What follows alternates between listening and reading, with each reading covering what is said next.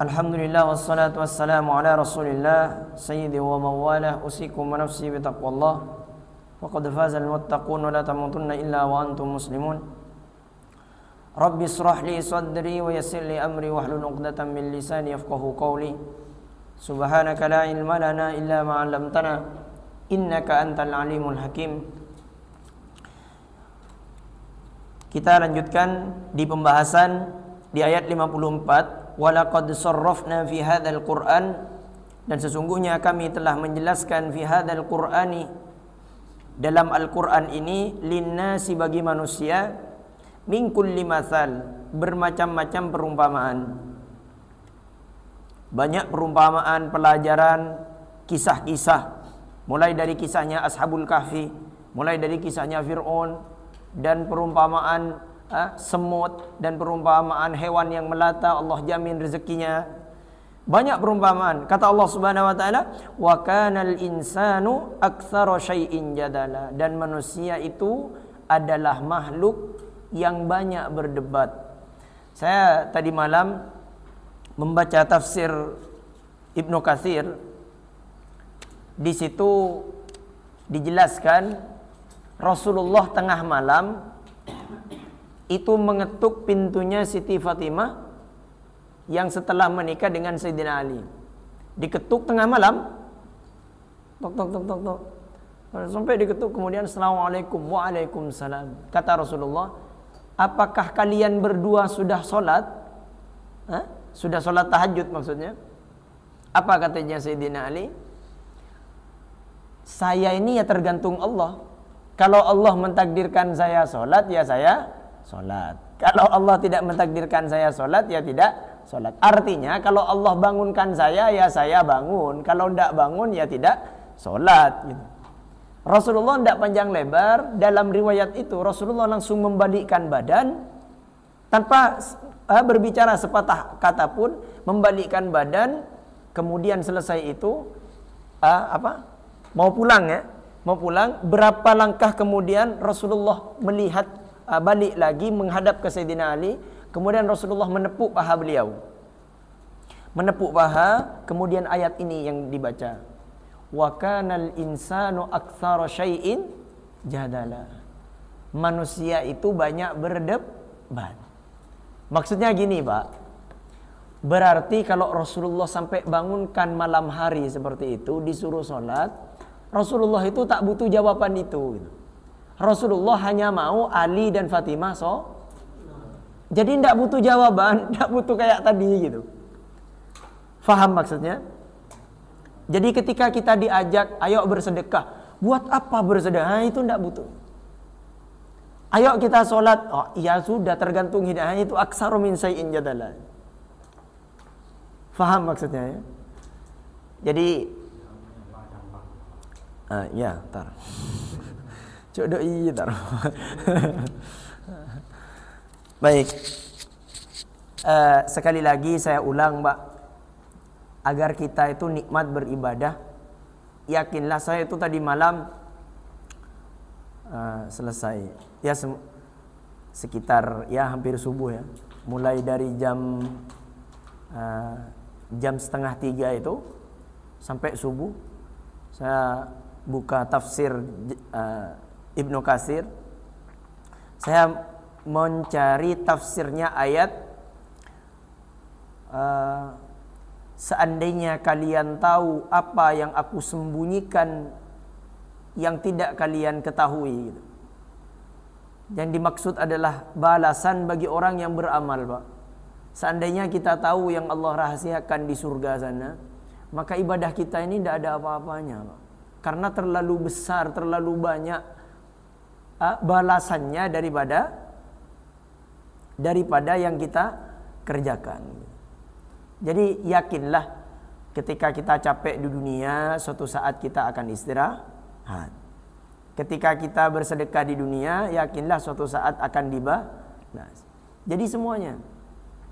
Maka kalau kita yakin seperti itu, maka nyaman hidup di dunia ini.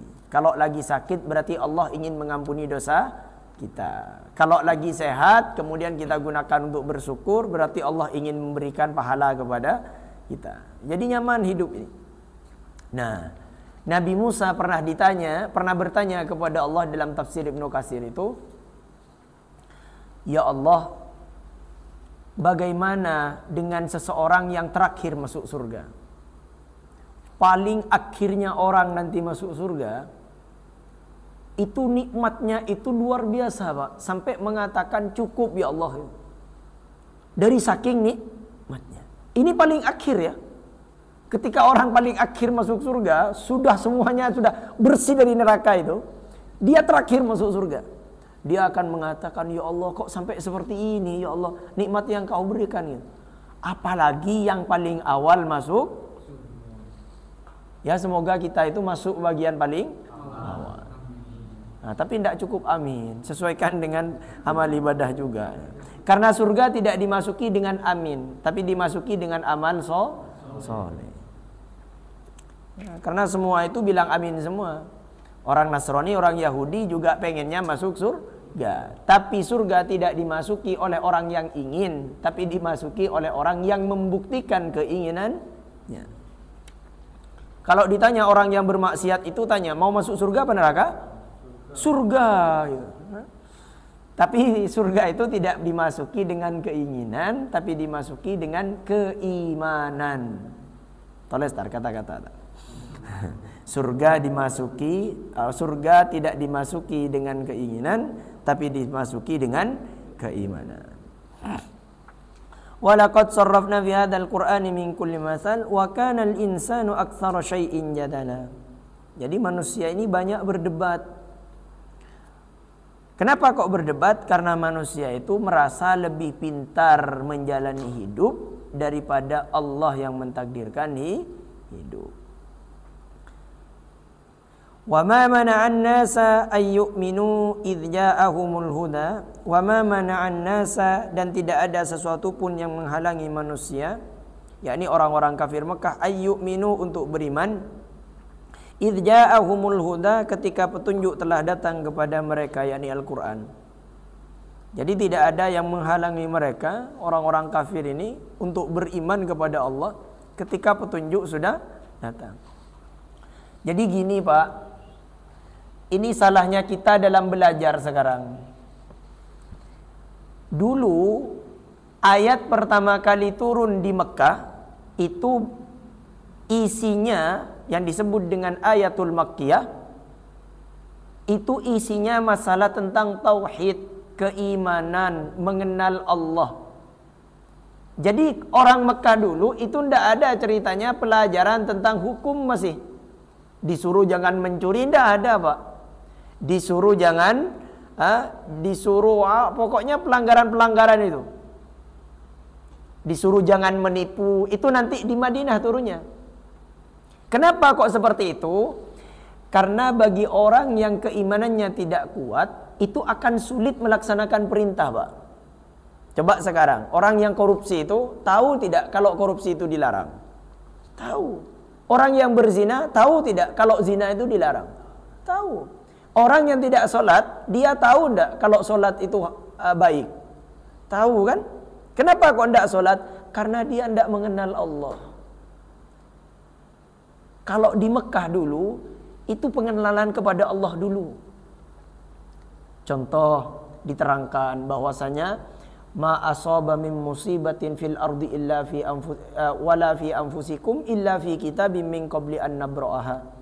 Apapun yang terjadi di alam semesta ini dan yang terjadi kepada dirimu, kata Allah, illa fi kitabim min qabli an nabra'aha. Itu sudah aku tentukan, kata Allah, sebelum kalian tercipta. Jadi Bang Suja ini ada di situ Bang, itu sebenarnya bukan karena Bang Suja yang duduk situ. Memang takdirnya oleh Allah situ. Faham ya? Jadi kita ini seperti ini, aftar duduk di sini sambil ngantuk, misalnya atas selang ngantuk, itu memang seperti itu, sudah gitu.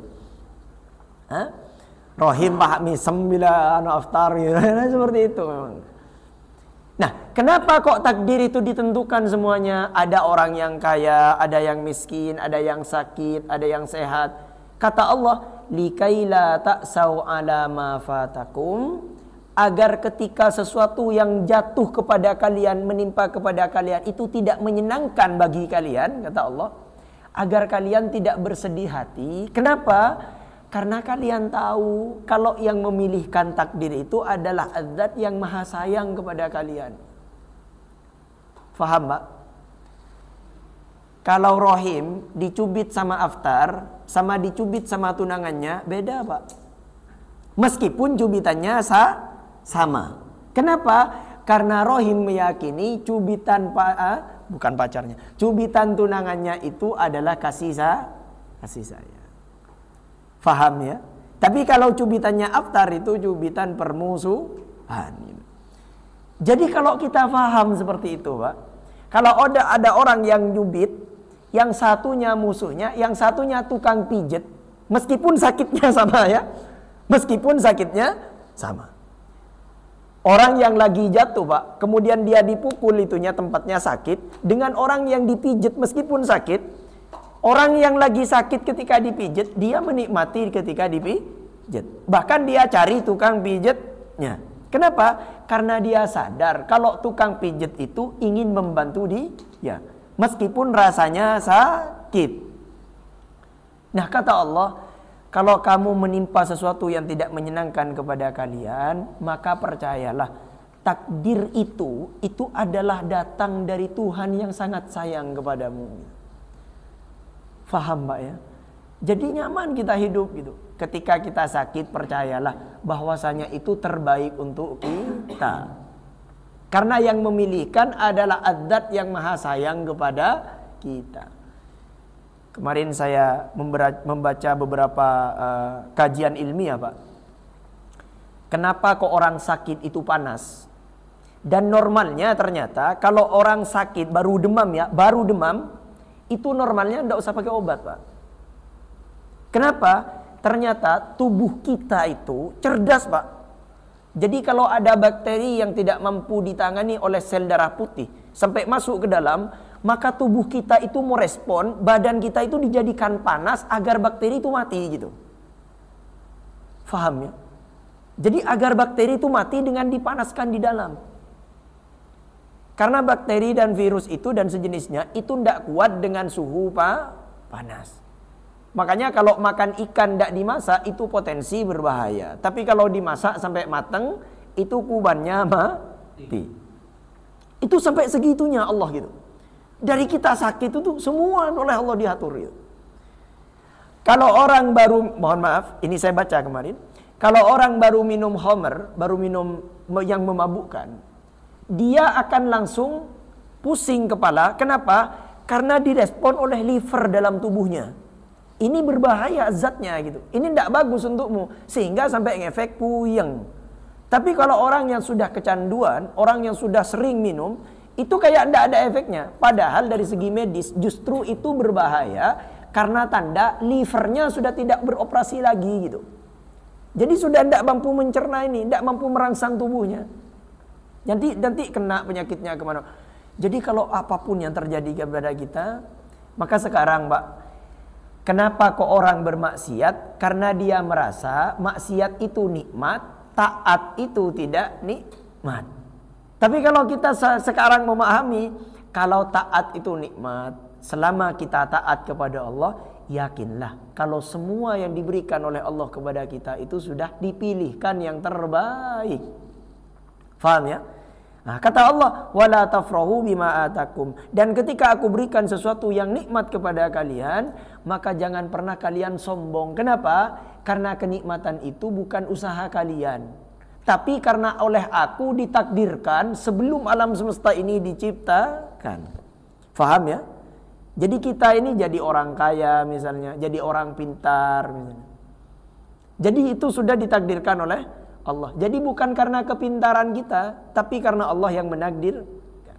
Jadi kalau kita paham seperti itu, Pak, maka kita ini ketika datang perintah dari Allah, Allahu Akbar, Allahu Akbar, ini sudah datang Zat yang maha sayang pada saya. Jadi saya harus datang. Datang perintah puasa, berpuasalah gitu. Jadi ketika kita sadar, oh ini perintahnya datang dari yang maha sayang kepada saya, tak mungkin perintah ini tidak ada efek yang baik kepada saya kecuali ini ada kebaikan. Jadi nyaman, Pak, semuanya. dilarang berzina misalnya. Oh, ini datang perintahnya dari zat yang maha sayang kepada saya. Dulu Pak, masih belum ditemukan kalau orang berzina itu akan kena penyakit HIV. Itu masih belum ditemukan. Dulu masih belum ditemukan kalau berpuasa itu bisa menyehatkan. Karena mereka iman tadi. Mereka paham kalau segala perintah itu datang dari yang maha baik pada dia. Sehingga ketika datang perintah langsung dilakukan. Disambut dengan baik.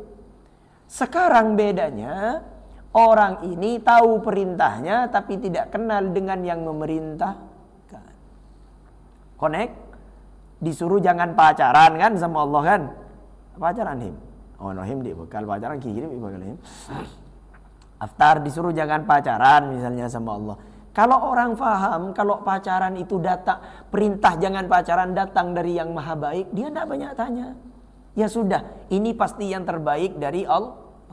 Coba kalau kita kaji, misalnya, Aftar mau wanita yang sudah sering pacaran, apa wanita yang tidak pernah pacaran sama sekali? Hah? Segel. Yang tidak pernah pacaran sama sekali. Begitulah yang diharapkan oleh perempuan yang juga sama ketika ditanyakan. Coba tanyakan kepada perempuan itu. Sampian lebih pilih mana? Laki-laki yang sudah sering gonta-ganti perempuan, apa laki-laki yang sudah menjaga tidak pernah pacaran sama sekali? Pasti jawabannya yang tidak pernah pacaran sama. Jadi seperti itu sederhananya gitu. Faham ya? Ketika Allah menyuruh jangan marah-marah gitu kan. La taudhab kata Rasulullah, jangan marah. Kalau dia faham, kalau perintah itu datang dari yang maha baik. Nah, di antara hikmahnya, coba saya nanya. Aftar lebih milih wanita yang sering marah apa yang tidak sering marah? Tidak sering marah. Begitulah perempuan ketika ditanya sama pertanyaan jawabannya gitu. Faham ya maksudnya ya? Jadi seperti itu sederhananya. Hah? Wa yastaghfiru rabbahum illa an ta'tiyahum sunnatul awwalin, dan memohon ampun kepada Tuhannya kecuali datang kepada mereka hukum Allah yang telah berlaku pada umat-umat terdahulu. Jadi kalau sudah didatangkan hidayah, petunjuk dari Al-Qur'an, kemudian mereka tidak mau beriman kepada Allah, maka kata Allah, dan mohon ampunlah kepada Tuhannya kecuali datang kepada mereka hukum Allah yang telah berlaku pada umat-umat terdahulu. Jadi kalau sudah datang petunjuk kepada kita Pak, ilmu kepada kita, kemudian kita tidak mau mengamalkan, hati-hati.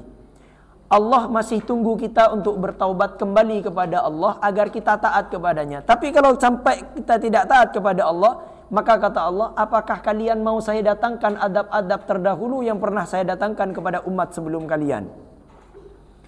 Maka sekarang kita, mohon maaf, sekarang saya sering sampaikan, saya tidak capek ini Pak untuk mengucapkan ini. Mari kita ini harus hidup karena Allah gitu. Karena kita ini diciptakan oleh Allah. Kita ini tidak diciptakan oleh manusia, tapi diciptakan oleh Allah. Jadi saya duduk di sini ini tidak ada hubungannya dengan sampean gitu. Saya duduk di sini karena sampean maklum itu tidak yang pintar, maklum ngamalkan, tidak Pak. Hubungannya saya itu karena saya takut amal saya masih kurang gitu. Jadi semoga saya dengan ngaji seperti ini, ngaji santai seperti ini, nanti jadi bekal saya di akhirat. Enggak urus saya sampean mau karena sampean nanti dengan saya itu kufur nabi bang. Nah, makanya ketika kita duduk seperti ini saling mengingatkan dan saling mendoakan semoga pagi nang akhirat bisa akompol. Amin ya rabbal alamin. Au ya'tiyahumul adzabu qubula, atau datang adab kepada kalian, kepada mereka.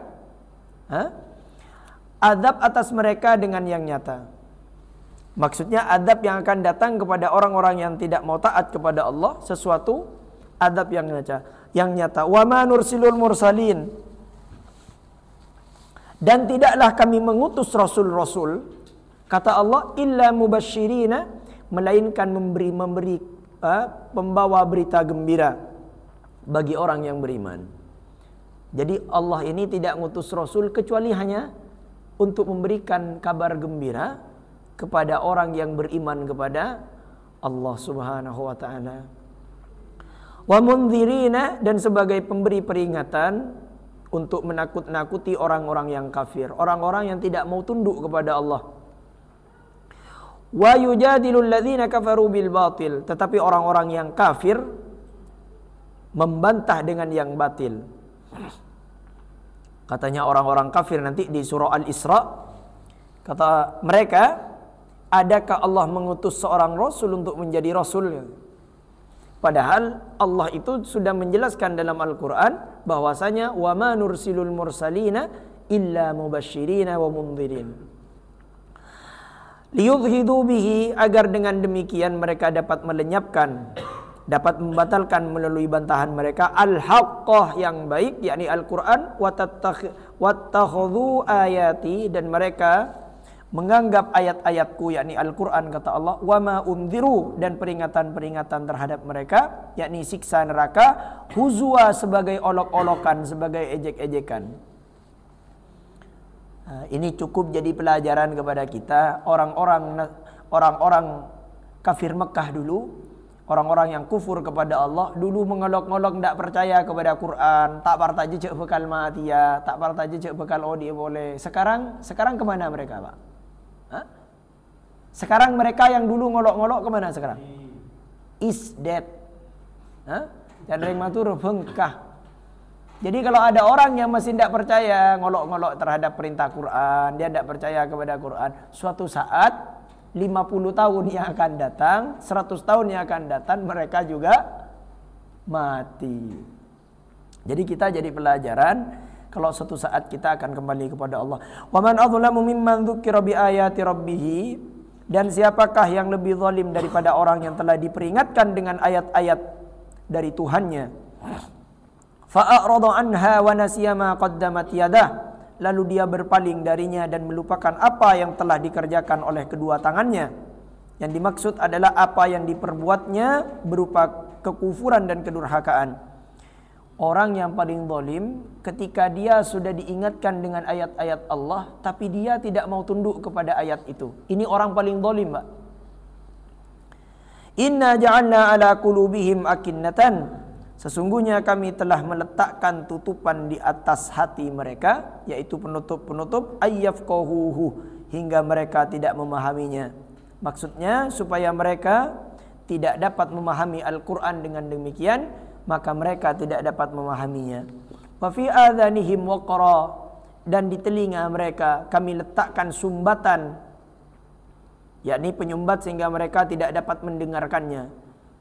Wa in tad'uhum ilal huda, dan kendati pun kamu menyeru mereka kepada petunjuk, kata Allah, falayahtadu idzan abada, naudzubillah, niscaya mereka tidak akan dapat petunjuk disebabkan adanya penutup dan sumbatan tadi, abada, selama-lamanya. Mohon maaf, kalau orang sudah tahu petunjuknya, diberikan pemahaman terhadap Al-Quranul Karim, kemudian tetap mereka tidak mau mengambil, tidak mau tunduk kepada ayat-ayat yang disampaikan oleh Allah dalam Al-Quran, maka kata Allah, orang itu akan disumbat telinganya.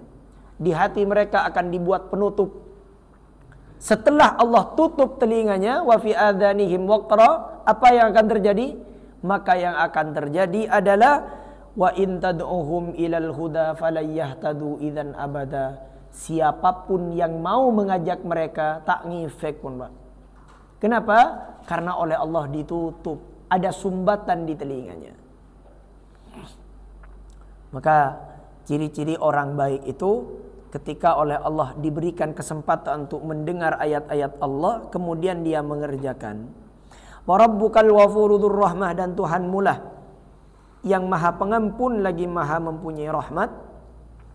Lau yu'akhiduhum, jika dia mengadab mereka, yang dimaksud adalah mengadab di dunia, maksudnya bima kasabu, karena perbuatan mereka, la'ajjala lahumul azab, tentu dia akan menyegerakan azab bagi mereka di dunia.